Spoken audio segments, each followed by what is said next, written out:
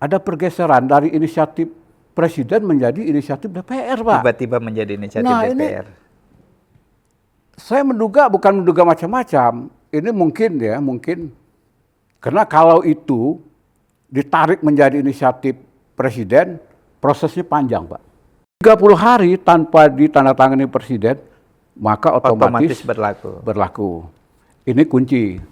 Kemudian ada pasal 96 menyebutkan hak masyarakat untuk tahu, Pak, partisipasi publik. Oh, itu berhak itu wajib itu, Pak. Hak itu, Pak. Undang-undang menyebutkan hak loh, Pak. Jabatan struktural penuh dibikinlah jabatan struktural fungsional. Kemudian yang fungsional ini bisa 65. Yang lucunya Pak Sudardi, yang duduk di fungsional ini belum pernah fungsional.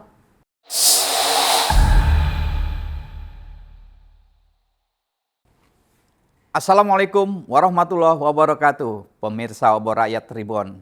Episode kali ini kembali kita berjumpa dengan kawan lamo, Pak Basroni Kiran, Dr. Basroni Kiran SHMH. Selamat datang Pak Basroni. Selamat datang Pak Sudardi, terima kasih undangannya. Ya, kali ini Pak Basroni akan bicara sebagai mantan pejabat di Setnek sebagai kepala bagian undang-undang di Setnek.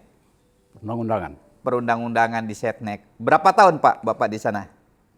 Saya lebih kurang 10 tahun Pak, 2 periode Pak Jokowi Pak. 2 periode ya, Pak Jokowi. Kita digeser di perundang-undangan. Digeser sebagai kepala bagian perundang-undangan. Ya. Mengapa kita perlu berdiskusi dengan Pak Basroni? Karena kita tahu bahwa baru saja diketok Undang-Undang Polri tahun 2026. Nomornya kami belum tahu Pak. Mungkin yang nomorin nanti Setnek gitu. Yes. Oh Setnek. Nah, kita belum tahu nomornya nomor berapa dan nanti Pak Basroni yang akan memberikan cerita-cerita lah. Mengapa ini terjadi, mengapa itu terjadi. Pak Bas, pertama Undang-Undang Polri ini menimbulkan keterkejutan, kekagetan di publik. Bahkan saya kemudian juga sudah mendengar banyak respon nih dari LBH. Ada anomali ya? Anomali, bukan. Ya. Anomali itu bahasa yang sopan. Oh ya. Mungkin ada bahasa yang lebih ini lagi ya, lebih tegas lagi. Tapi intinya kalangan masyarakat sipil sudah mulai bergerak nih, termasuk LBH. Menyebut bahwa ini ada banyak hal yang tidak sepatutnya masuk dalam undang-undang tersebut. Ya. Artinya, sebagai ini bekas pejabat di Setnek di bidang perundang-undangan, sebetulnya bagaimana Pak Bas melihat hal ini? Saya sedikit berfilosofi Pak. Filosofi undang-undang itu tidak ada satupun undang-undang Pak di Republik ini dihasilkan tanpa kerjasama DPR dengan Presiden atau pemerintah. Itu filosofi awalnya. Seluruh konstitusi yang pernah ada di Indonesia, kita sebutlah awal berlaku Undang-Undang 45, pasal 5A jelas menyebutkan Presiden bentuk undang-undang atas persetujuan DPR. Kemudian ada namanya Konstitusi Republik Indonesia Serikat, itu pasal 127 menyebutkan itu kekuasaan undang-undang federal itu pemerintah dengan DPR. UUDS juga Undang Dasar Sementara juga menyebutkan demikian. 50 ya? Iya 50 bahwasanya pembentukan undang-undang DPR dengan Presiden. Jadi seluruh konstitusi yang pernah ada itu menyiratkan bahwasanya tidak satupun undang-undang lahir tanpa persetujuan DPR dan Presiden. Ini kunci. Nah, kalau kita bicara undang-undang, bukan perundang-undangan Pak, undang-undang. Karena undang-undang ini bagian dari perundang-undangan. Kalau kita bicara perundang-undangan, banyak sih ada undang-undang. Ada yang namanya Perpu, ada Perpres, Kepres, dan sebagainya. Nah, kita tetap berangkat dari Undang-Undang Dasar 45 Pak, karena itu pijakan kita. Pijakan kita pasal 20, itu ada 5 pasal. Pertama itu menyebutkan kekuasaannya DPR bentuk undang-undang. Tetapi di pasal 2, kekuasaan ini menjadi agak rancu, karena ada penegasan. Undang-undang dibahas bersama untuk mendapatkan persetujuan bersama. Artinya menjadi otoritas ganda. Bukan hanya kewenangan DPR. Di ayat 3-nya menyebutkan Jika tidak tercapai persetujuan bersama, maka undang-undang tersebut tidak bisa diajukan pada saat sidang itu, Pak. Hmm. Kalau salah satu ini umpamanya, Salah satu pihak nah, nggak salah setuju. satu pihak presiden cabut atau DPR DPR. tidak setuju. Hmm. Berikutnya itu di ayat 4 ada penetapan. Penetapan atau peresmian, pengesahan oleh presiden. Presiden menandatangani undang-undang yang sudah dicapai persetujuan bersama. Berikutnya baru pengundangan. Tapi kuncinya sebetulnya persetujuan bersama itu, Pak. Itu kuncinya ya. Kalau sudah tercapai persetujuan bersama, maka undang-undang tersebut berlaku secara otomatis 30 hari, Pak. Kalau presiden tidak tangan. Tetap berlaku. Walaupun presiden tidak tanda tangan. Walaupun presiden tidak menandatangani. Otomatis. Otomatis berlaku. Nah, di eranya Bu Mega ada beberapa undang-undang, Pak, tidak ditandatangani presiden. Karena Ya, tidak tanda tangan presiden, tetapi kan ada kunci bahwasanya di ayat 4 tadi, ayat 4 ya. 30 hari tanpa ditandatangani presiden, maka otomatis berlaku. Ini kunci.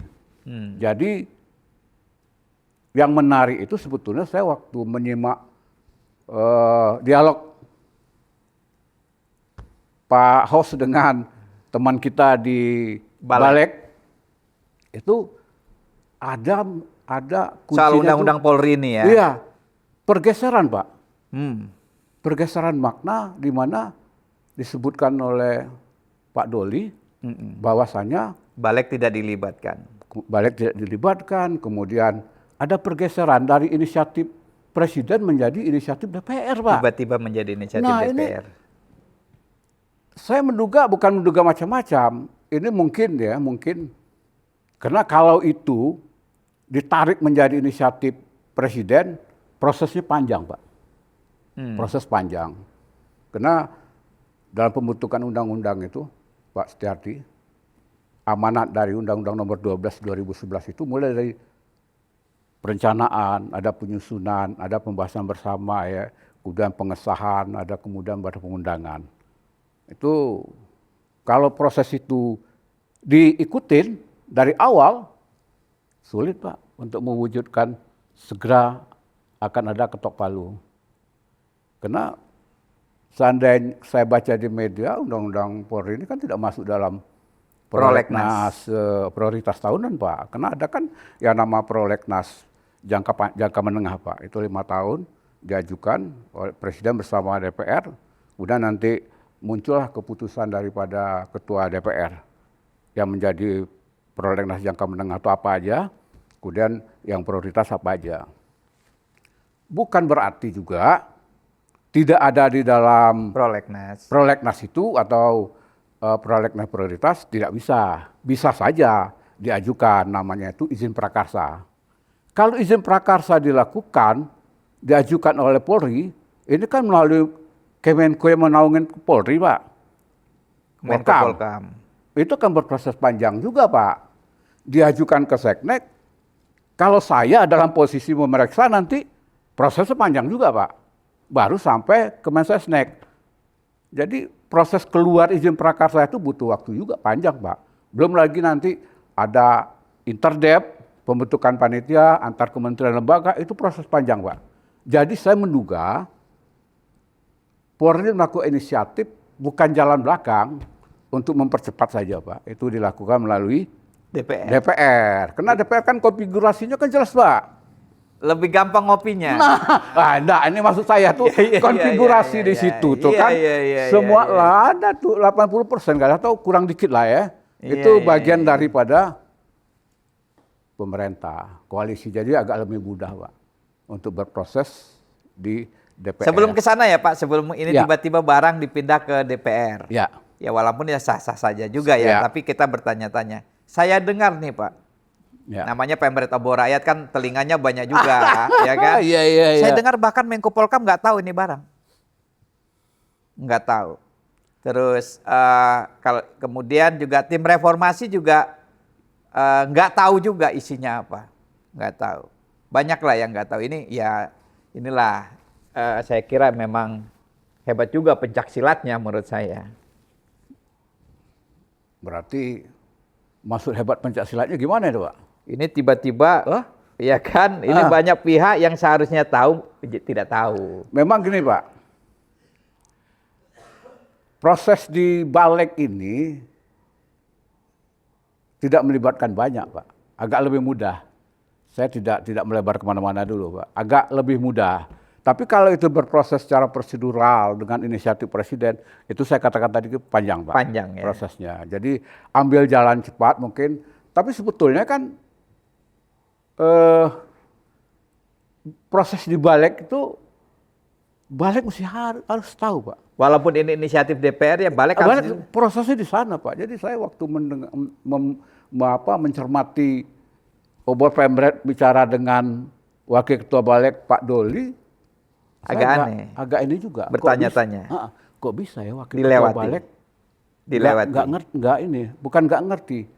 Tidak dilibatkan. Nggak dilibatkan. Jadi agak sedikit inilah saya bagi. Kalau saya menangkap kesan, kan saya kawan beliau. Karena ini orang susah diatur.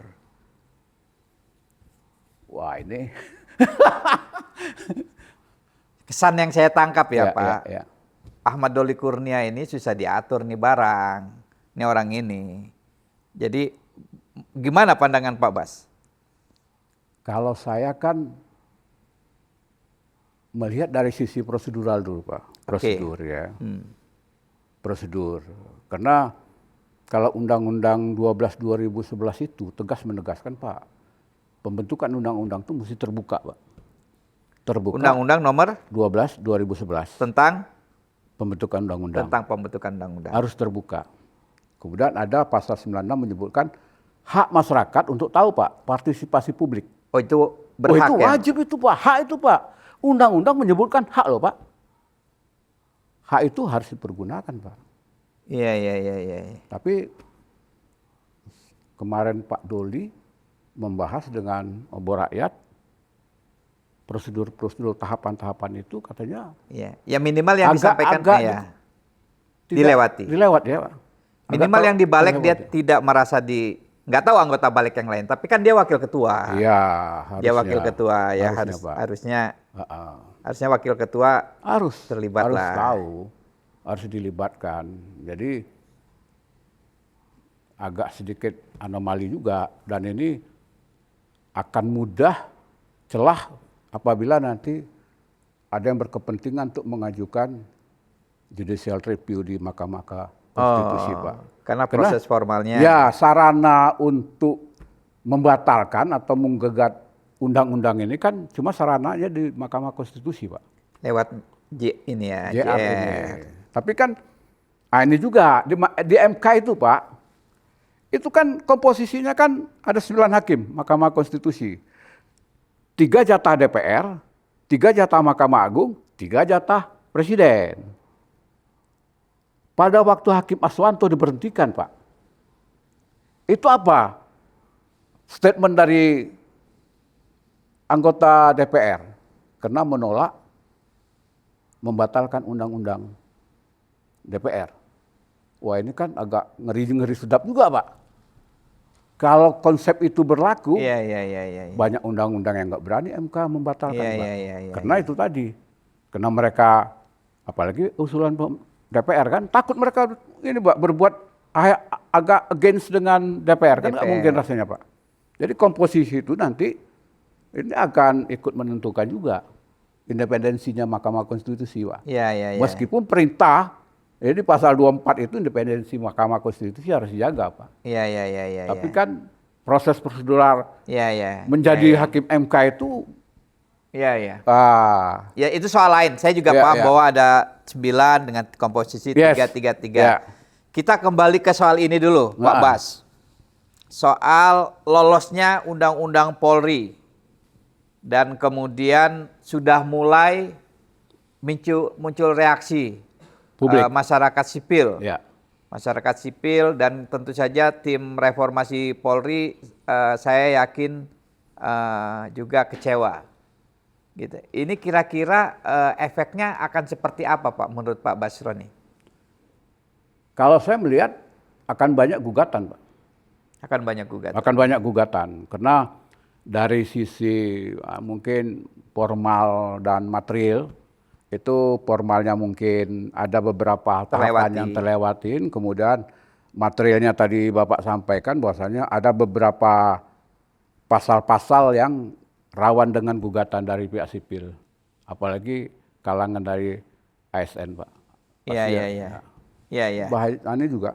Ya, itu nanti Rawan. kita ke materi, Rawan ke itu. materi ya Pak. Nanti Ya. kita ke materi.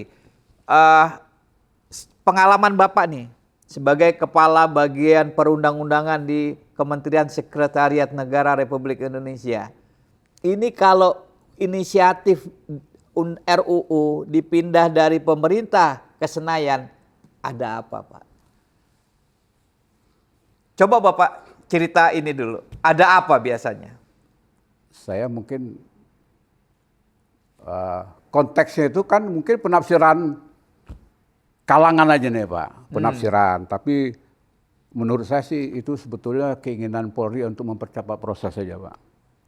Kalau saya melihat itu prosedural. Karena kita bicara, saya konteksnya secara teoritis itu proseduralnya itu kan Kalau di kalau di seknek panjang Pak. ya, Tetapi ini ada kebutuhan yang urgens mungkin teman-teman di Polri, maka ini dan geser. kalau di setnek itu barang nggak bisa dinego ya, udah cepetin dikit, ini lewat nih, bisa nggak itu kalau di setnek selama zaman Pak Bas?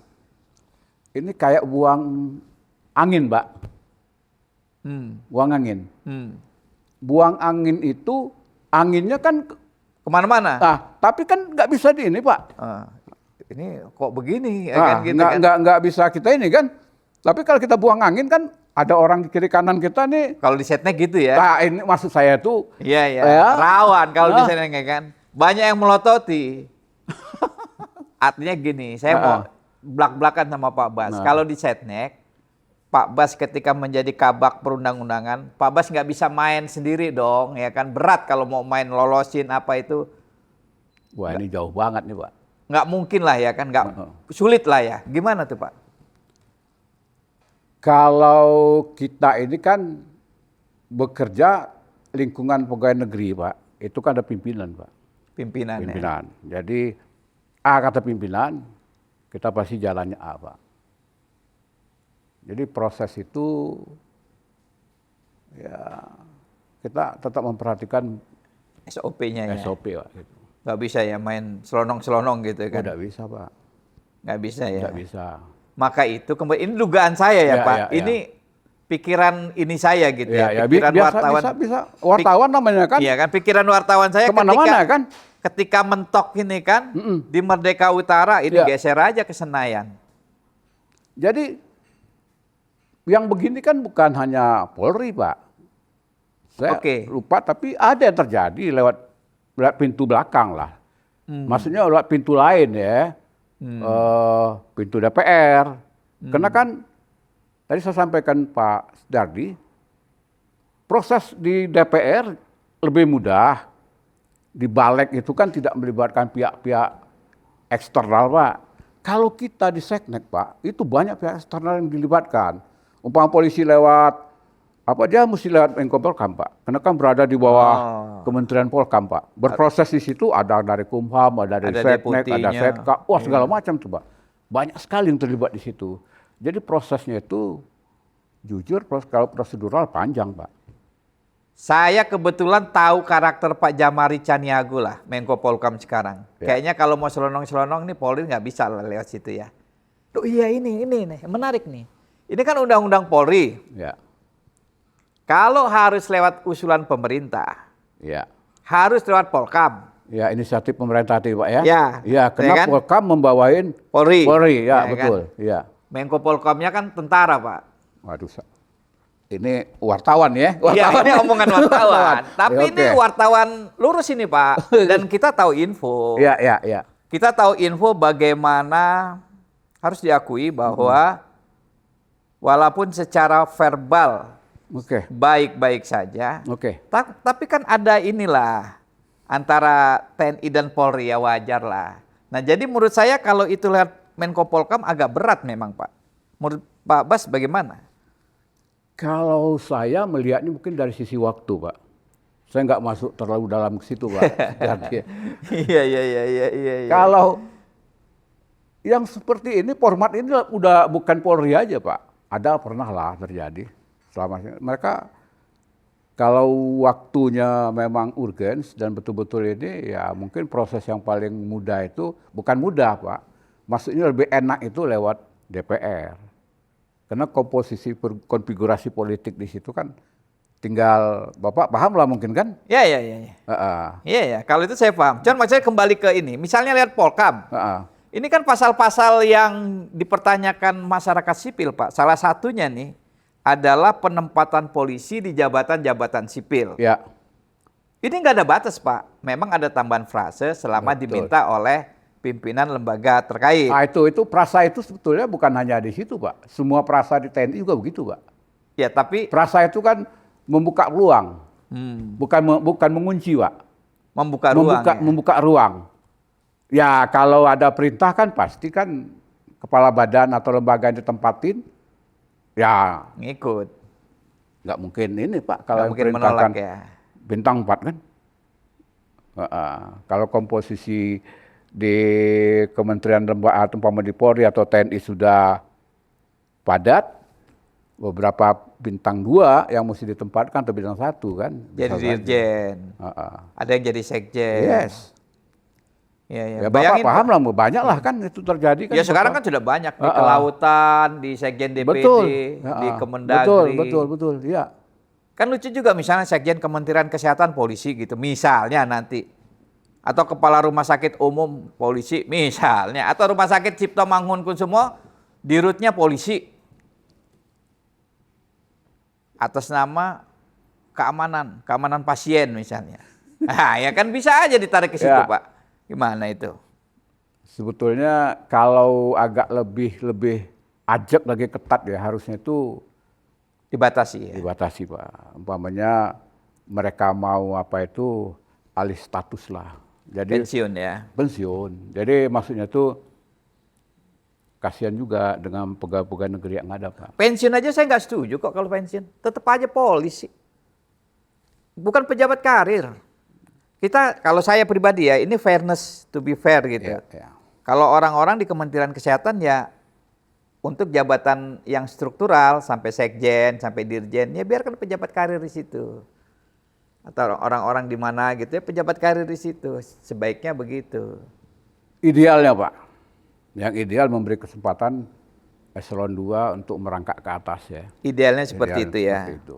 Karena bagaimanapun Pak, mereka sudah berkarir ya, 20.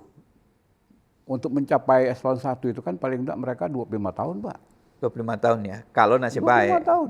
Itu tadi. Iya. 25 tahun. Jadi pernik di dalam itu kan sudah betul-betul memahami, Pak. Iya. Kalau orang masuk kan kayak di hutan rimba, Pak. Iya. Belajar dulu tentang struktur di dalam kan. Iya. Kalau yang langsung dari eselon 2 kan naik dari eselon 1 kan tidak ada hambatan, Pak. Mumpung kita sedang bicara ini, Pak ya, dan menurut pandangan saya, Pak, itu akan susah juga, Pak. Susahnya nanti kalau misalnya dirjennya polisi misalnya atau direkturnya polisi. Menurut Pak Bas, dia lebih loyal pada menteri atau dengan Kapolri kalau polisi aktif? Itu pertanyaan, Pak.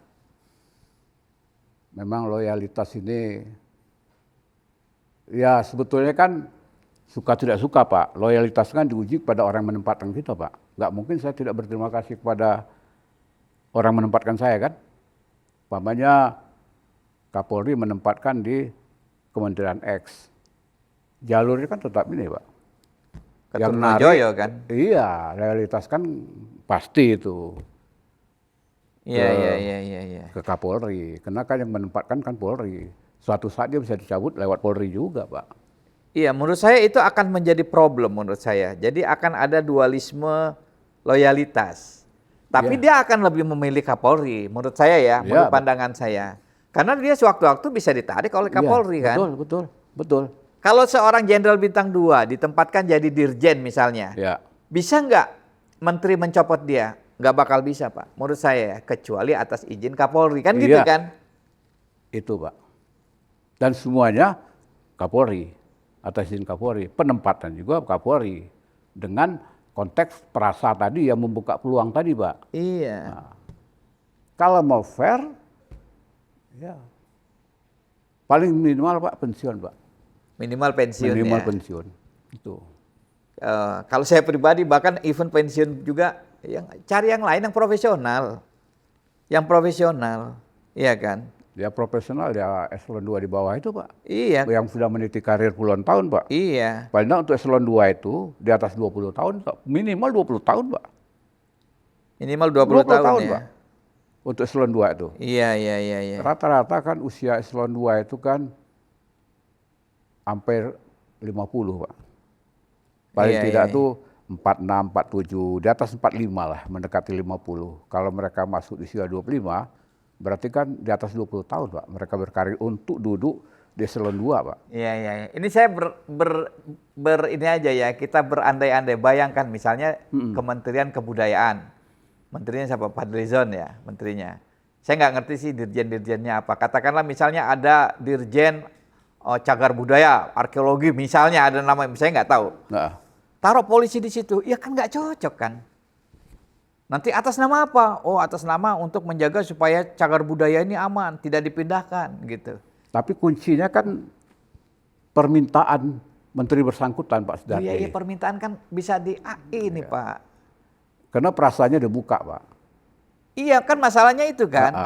Ya kalau ini saya berandai-andai misalnya Pak Kapolri, siapapun Kapolrinya, telepon menterinya, Pak saya mau naruh ini orang saya di situ sebagai dirjen titip 1 ya, tolong buat permintaannya. Bisa nggak kayak gitu? Ya bisa lah Pak. Bisa Karena kan? peluangnya kan dibuka. Iya bisa. Eselon 1 kan tinggal ke presiden nanti kan. Iya, Diajukan. bisa. Jadi menurut pandangan saya nih Pak, saya ingin berdiskusi dengan Pak Bas yang Bapak kan dokter di bidang hukum dan Siap. kebetulan memang kepala bagian perundang-undangan. Itu sebetulnya frase atas permintaan itu frase karet atau apa itu? Itu kan kalau saya sepakat lah Pak Sudardi, itu prasa karet. Frase karet Prasa ya. karet itu. Dan memang dibuka peluang itu kan itu. Iya. Jadi dibuka peluang dengan menentukan prasa demikian.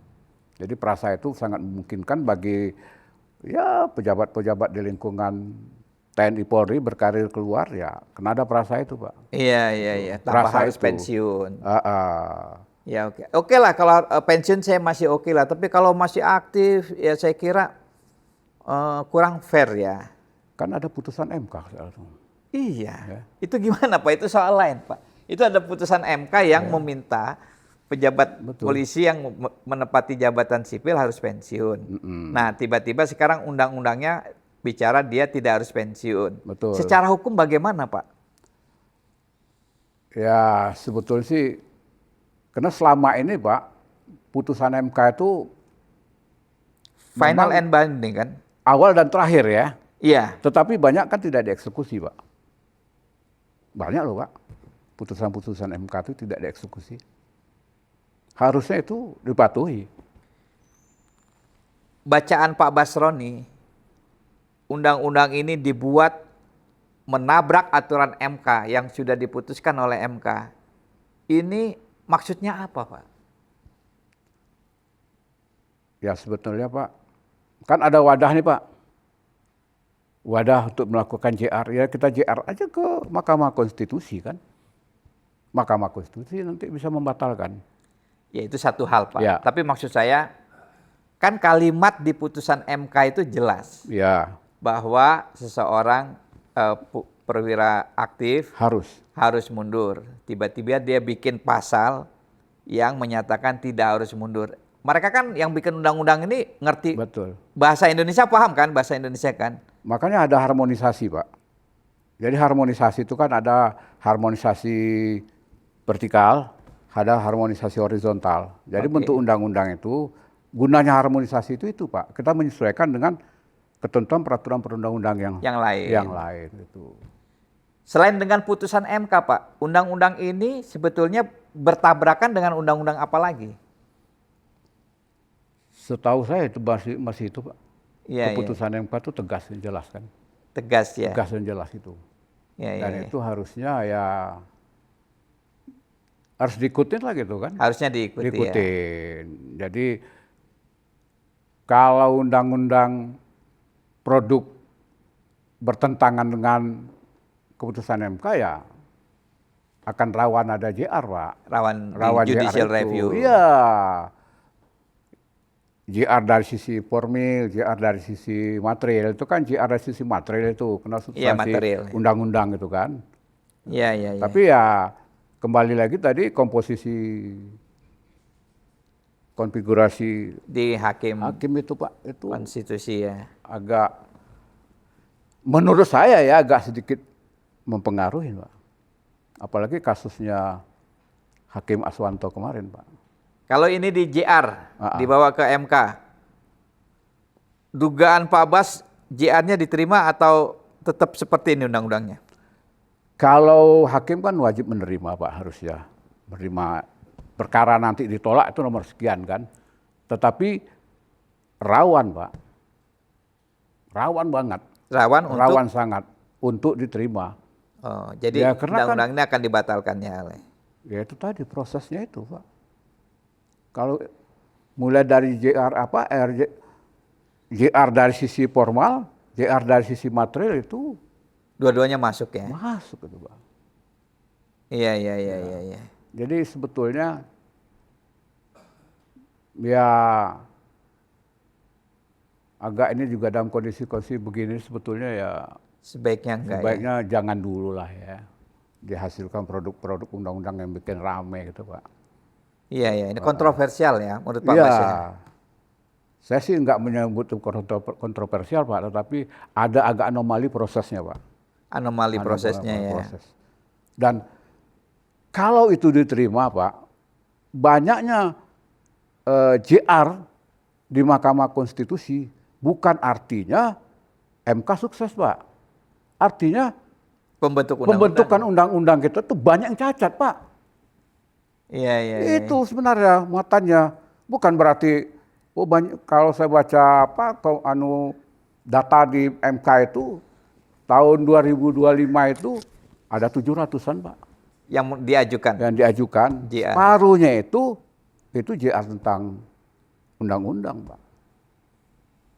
Iya, iya, iya. Artinya 300, sekitar hampir 300 itu kan ada cacat formal, cacat material Pak. Iya, iya, iya, iya, iya. Dugaan daripada kalangan penggugat kan. Iya, yang mengajukan gugatan. Nah, itu artinya ada sesuatu hal dalam proses pembentukan undang-undang yang miss lah ya, yang tahapan-tahapan itu tidak dilewati gitu Pak. Iya, iya, iya, iya. Itu tadi kembali ke tadi tuh Pak, pindah ke Senayan itu biasanya kenapa sih Pak dari usulan harusnya inisiatif pemerintah terus dipindahkan ke Senayan? Kalau saya melihatnya dari sisi prosedural waktu Pak. Waktu aja Waktu ya? aja. Lebih mudah ya? Saya melihat dalam konteks teoritis saja loh Pak. Pak Setiadi. Ya faktanya gimana tuh kalau fakta lapor? Teoritis kan, fakta mungkin ya wartawan lah kan. Pak Setiadi kan banyak kuping nih. Di mana-mana gitu wartawan kan. Mungkin atau pertanyaan saya gini. Bener nggak Pak kalau ini barang digeser dari usulan pemerintah ke Senayan lebih mudah ngurusnya, ngaturnya? Prosesnya lebih mudah Pak di DPR. Proses ya. Ngaturnya? Nah itu prosesnya dulu Pak. Lebih ya, memilih di situ ada jalan agak lebih pintas, motong jalan gitu Pak. Karena gini, saya tahu bahwa semua undang-undang itu kan ada sponsor lah. Bener nggak Pak Bas? Ada yang berkepentingan dengan undang-undang itu. Saya lengan tangan saya mesti ini ya, dulu nih Pak. Kalau pertanyaan dulu. Bapak ya, nggak begitu kan? Aduh, kan? Berat itu pertanyaan Bapak Pak. Tapi benar nggak itu pertanyaan saya bahwa setiap undang-undang itu biasanya pasti ada sponsor atau dengan bahasa yang lebih halus pasti ada yang berkepentingan lah. Oh itu pasti Pak. Pasti kan. Pasti. Contoh nih, saya pernah menulis dulu ketika saya menjadi wartawan undang-undang tentang rokok atau kesehatan lah, undang-undang kesehatan. Itu pasal tentang rokok tuh ada selundupan. Biasa asuransi yang main Pak. Atau apalah. Jadi betul. setiap pasal itu ada undang-undang tentang apa. Nanti siapa stakeholders yang berkepentingan masuk. Misalnya undang-undang soal apa aja lah. Itu ada. Bahkan nggak usah undang-undang, perda pun begitu Pak. Sulit dihindari Pak. Sulit dihindari. dihindari. Perda, saya pernah tuh Heeh. kedatang ini. Perda, contohnya ya, perda tata ruang Ya, di Pulau Bali. Jadi Ya. tata ruang Pulau Bali. ya, Itu ada kekhususan tuh Pak. Khususnya itu begini. Di sana itu perda itu melarang bangunan lebih tinggi dari pura. Dalam radius sekian. Nah, Yang dirugikan siapa? Pengembang. Ya kan gitu. ya. Cakok-cakok. Jadi pengembang ikut nih. Jadi selalu di semua peraturan, termasuk undang-undang. iya, Nah, dalam hal jadi Pak Bas setuju dulu nih bahwa setiap undang-undang ada muatan atau ada pihak yang berkepentingan. Setuju nggak Pak Bas? kalau itu ada, Ada ya. ada. Itu Kalau dulu. ada. Yang penting Pak Bas Mesti ada yang setuju. berkepentingan.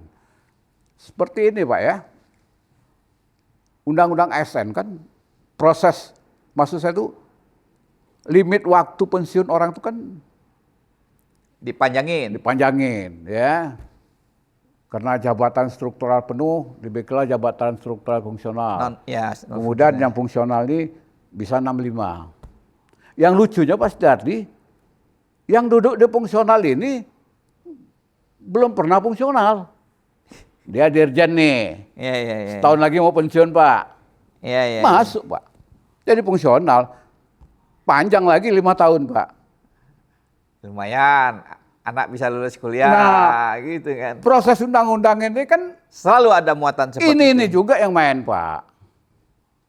Termasuk masa pensiun ini nih, Yes. di polisi kemarin. Ya nggak jauh beda lah Pak. Nggak jauh beda. Nggak jauh beda. Ini konon Heeh. ada kaitannya dengan Pak Kapolri. Itu masuk akal Wah, nggak? itu ya sah-sah saja Pak. Kalau kita baca di media begitu banyak kan asumsi-asumsi publik, sah-sah saja Pak asumsi itu Pak. Iya. Pak Sigit kelahiran 69 Ya 57 kalau nggak salah 69 sekarang ya? masih. Iya. Ya asumsi Pak, asumsi masyarakat, asumsi publik gitu kan. Ada berkepentingan. Saya pikir sah-sah saja lah kan. Orang ini ya. Iya, sah-sah saja. Kenyataannya berpendapat seperti demikian. apa ya wallahu alam ya kan. Karena kan ada juga pasal karet yang Pak Setiardi sampaikan tadi. Frase asal diminta. Sejauh Presiden Nah, memerintahkan. membutuhkan. Membutuhkan. Ini prasa ini kan Nggak ada itu. Kalau kata Pak Ugro itu prasa aneh karet. itu.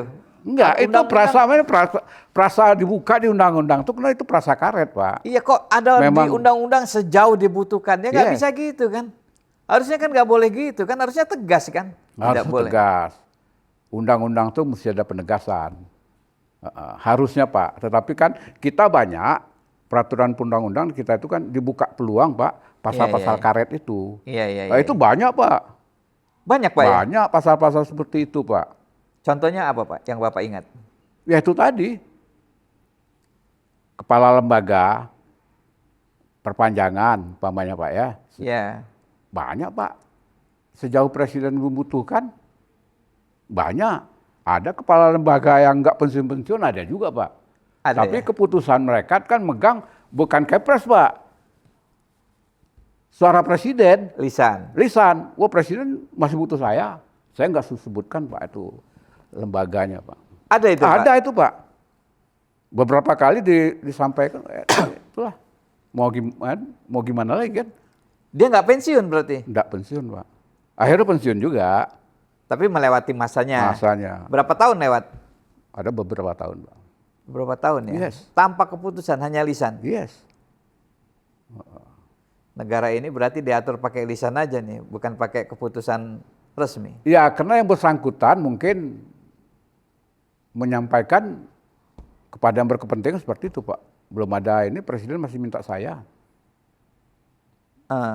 Karena prasa-prasa seperti itu mestinya nggak boleh muncul. Harusnya ya Pak ya, nggak boleh muncul. Karena rawan disalah tafsirkan. Ya seperti jabatan Presiden, Undang-Undang 45 yang lalu Pak, Iya. dapat dipilih Dipilih kembali. kembali. Akhirnya ya dapat dipilih kembali, Iya. dapat dipilih kembali Pak. Harusnya Sampai tegas kayak yang sekarang tegas. kan. Sekarang periode. 2 periode. Iya. Dalam masa jabatan, tidak bisa setelah itu selesai. Iya, benar. Harusnya tegas seperti itu. Harus Jelas. kan Undang-undang itu mengacu- harus jelas. Harus jelas Pak. Kalau ini nggak jelas menurut Kalau saya. pasca reformasi kita melakukan reformasi apa, maksudnya amandemen Undang-Undang 85 tegas-tegas, kenapa ini nggak bisa tegas? Undang-undang kan harusnya lebih detail kan? Harusnya mengacu ke situ, Pak. Iya, kalau undang-undang dasar bisa detail, kenapa undang-undang nggak detail? Nah, Pasal karet masih pasal muncul. karet dibikin. Karena Itu. memang banyak berkepentingan juga. Maka saya sampaikan Pak Sudardi tadi, praktek saat ini jabatan-jabatan struktural orang mau pensiun di usia 60 pindah ke fungsional, Pak. Banyak banget, Pak. Iya, iya, iya. Karena ada revisi Undang-Undang ASN kemarin. Dibikinlah 65. Pak Dirjen-Dirjen eselon 1 yang mau selesai, nggak mau selesai dia, Pak. Bikinlah jabatan fungsional, Pak, di beberapa pos itu. Sehingga mereka memperpanjang usianya. Dan itu hanya kepentingan untuk eselon 1 doang, Pak. Jabatan eselon 1, jabatan lain enggak. Karena kewenangan untuk pembentukan undang-undang tadi ini kan aktornya kan mereka juga, Pak. Iya. Banyak Pak ya itu. Oh, banyak terjadi, Pak. Praktek itu. Itu clear itu. Jadi mereka mau terus-terusan di situ. Revisi, Pak. Undang-undang. Sampai 65 tahun mau di situ. 65 sekarang. Kalau saya setuju kalau untuk guru besar oke lah, Pak ya. Ya, karena itu pemikiran ya. Pemikiran, tapi kalau Kalau untuk jabatan yang teknis. jabatan struktural bergeser ke fungsional dari umpama usia 59 kan tinggal setahun, Pak. Geser jadi 65, masuk fungsional. Nambah 5 tahun. Nambah 5 tahun. Mereka tidak pernah sama sekali duduk di fungsional, Pak. Enak banget. Aduh. Ini kan, ya tapi kan aktornya kan mereka juga, Pak. Gimana, Pak? Ya kita umpamanya, Di semua kementerian itu ada. jabatan itu perpanjangan kemarin, Pak. Itu kan berlaku semua kementerian lembaga, Iya, Pak. iya. Artinya bisa jadi di semua kementerian ada yang memanfaatkan aturan baru ini. Nah memang itu, Pak. Aturan itu dimanfaatkan. Ini apa? Dan itu clear itu, Pak. Apa nggak malu juga ya udah tua datang gitu, jabatan fungsional. Ini, Pak. Kalau menurut Pak Bas harusnya malu juga kan? Oh, malu, Pak. Ya mending kayak kita nongkrong-nongkrong gini bikin podcast ya kan? Ya kan gitu kan? Apa ya? Golnya itu ditangkap orang, Pak. Mungkin publik nggak nangkap, tapi orang-orangnya apa kan nangkap kan golnya. Di kementerian lembaga tuh banyak yang paham juga, Pak. Ngapain sih dia masih di Ini situ? ngapain gitu pindah fungsional. Kemarin struktural jadi eselon 1, kena mau pensiun, geser. Jadi 65. Kan dari 59 kan 6 tahun, Pak. Iya, iya. 5 tahun menjelang 6 tahun kan. Iya, iya, iya, iya, iya, iya. Perpanjangan. Semua kementerian lembaga memanfaatkan itu, Pak. Dan itu kan pemborosan uang negara juga. Karena udah nggak ada manfaatnya menurut saya. Persis. Iya kan? Jabatan dibikin-bikin, Pak. Iya, nggak ada manfaatnya. Macam-macam jabatan dibikin-bikin untuk 65 itu hanya untuk menampung kaum ini, Pak. Kaum apalah namanya, kaum renta ini kan. Jujur itu, Pak. Ditampung lah, dibikin lah apanya. Apa nama tuh, kotaknya itu, Pak. Apa biasanya namanya fungsionalnya? Waduh, saya lupa juga. Ada mirip bidai suara gitu nggak? Kayak itu, Pak. Datang duduk, pulang jam 5. Ya kita malu juga lah kalau jadi begitu kan. Mereka tidak pernah duduk menengani jabatan fungsional itu, Pak. Kemudian dibagi jabatan fungsional. Ya duduk manis aja itu, Pak. Selama 5 tahun. Iya, iya, iya. Absen titip. Ya enggak lah, datang lah pagi kan. Iya, Duduk baca koran gitu kan. Atau lihat-lihat podcast kan. Ya, Pak, saya ingin tahu pengalaman Pak Bas ketika menjadi kabak perundang-undangan di Setnek selama 10 tahun. Itu coba sih Pak, Bapak bercerita kepada pemirsa obor rakyat apa ini yang katakanlah apa yang terjadi anomali, apa siapa yang ingin sesuatu nitip lewat Setnek, apa Pak ceritanya? Kita tidak mungkirin, Pak. Tetapi kan ini kan mirip dengan buang angin tadi, Pak. Ada baunya, tapi nggak bisa nangkapnya dari mana gitu, Pak. Proses pembentukan undang-undang itu, Pak, kita nggak mau inilah ya, nggak tutup mata juga lah. Ada hal-hal itu ya biasalah itu kan. Nitip-nitip. Yang Bapak tadi bilang pasti ada sponsor, iya. Ada sponsor lah ya. Ada lah itu, Pak. Masuknya lewat siapa itu biasanya? Ya di Seknek itu yang berkuasa itu kan Menteri Sekretaris Negara, Pak. semua itu terpusat di situ kan Pak. Apa kata Pak Menteri? lah, Apa kata Pak Menteri Pak? Pasalnya Tutup, begini. kalau Pak Menteri bilang ini barang tutup Pak. Iya, iya, iya, iya. Kita kan atas perintah Pak, bekerja atas perintah. Iya, iya, iya, iya. Contohnya begini ya Pak, ini walaupun sudah sangat lama sih, yang saya ingat lah ya. Misalnya Undang-Undang Sumber Daya Air misalnya. Ya. Kita ingat di konstitusi kita pasal 33 itu ya. Itu ya. Itu kan sebenarnya kan bumi dan kekayaan alam itu dikuasai oleh negara. Dimanfaatkan terus besar-besaran. Ya, kan gitu. Tapi kemudian kita punya, kalau nggak salah ya, namanya Undang-Undang Sumber Daya Air lah. Ya. Yang di situ membolehkan private menguasai mata air. Nah itu pintu masuknya Pak. Contohnya itu. Yes. Saya pikir-pikir ini kayaknya bertentangan dengan konstitusi Iya. kita. Kita mau minum sekarang beli sama perusahaan-perusahaan itu. Padahal itu harusnya itu untuk dikuasai oleh negara. Nah itu kan bisa begitu kan sponsor masuk nyelundup. Ya pintu masuknya itu Pak. Tapi kan atas nama investasi Pak. Oke. Atau yang lain lah gitu. Kan bisa tuh lihat begitu. Kira-kira begitu kan Pak? Iya. Ya tidak kita pungkiran apa. Yang namanya pembentukan undang-undang tuh Pak Setiari bilang ada sponsor. Ya. Kadang-kadang kayak buang air, buang angin tadi Pak. Iya, iya. Contoh nih, saya masih ingat. Undang-Undang Perhubungan atau apa namanya. Dulu itu Pak, Undang-Undang Perhubungan yang disebut alat transportasi umum, itu kendaraan roda 3 atau lebih lah gitu. Kendaraan roda 4 atau lebih lah, Ya. 3 atau lebih. Ya. Ketika muncul aplikasi Yes. ojol, Ya.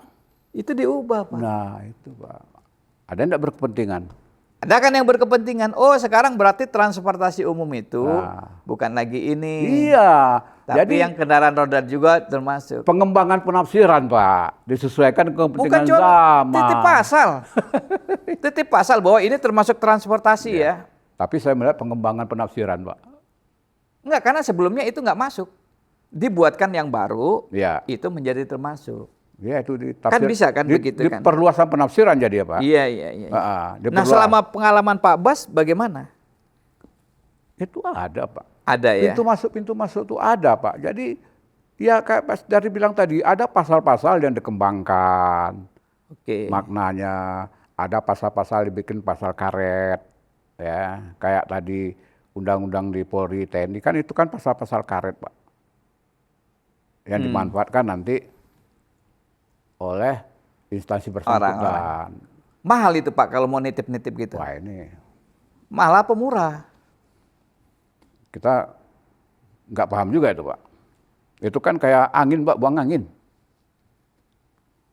Kayak buang angin kan Pak. Enak juga Pak ya, kerja di Setnek enak juga berarti Pak ya. Saya kan dapat pengetahuannya Pak, penting Pak. Iya, iya. Ah, Enggak yang ininya, yang bagian pengambil keputusannya kan enak juga ya. Sama itu Pak, aset-aset Setnek itu gimana sih Pak ceritanya? Setnek itu kan banyak tuh asetnya. Itu berapa Pak penerimaan negara? Mana aja? Itu nggak diumumkan terbuka itu bagaimana ceritanya? Mungkin ada usulan dari Pak Setiardi nih. Menurut perkiraan Pak Bas, itu berapa penerimaan kita per tahun dari aset yang dikelola Setnek? Saya belum pernah baca laporannya, laporan keuangannya. Kita juga Pak. Bapak pernah baca? Nggak pernah tahu juga Pak. Misalnya contohnya Kemayoran, Ya, Taman Mini, betul. GBK Senayan dan sekitarnya Yes, itu. Kan itu pasti ada uangnya itu Pak. Ada uangnya kan? Ya. Atas pengelolaan itu. Ya. Itu uangnya masuk ke mana? Dan berapa besarnya? Saya belum tahu persis juga itu Pak, angka-angkanya itu Pak. Bapak belum pernah tahu ya itu. Karena kan hal-hal yang seperti itu agak sensitif Pak. Tidak Sensitif, semua ya. orang harus bisa boleh tahu kan. Itu penerimaan negara kan harusnya Iya, kan? Iya. Kenapa nggak dibuka ya?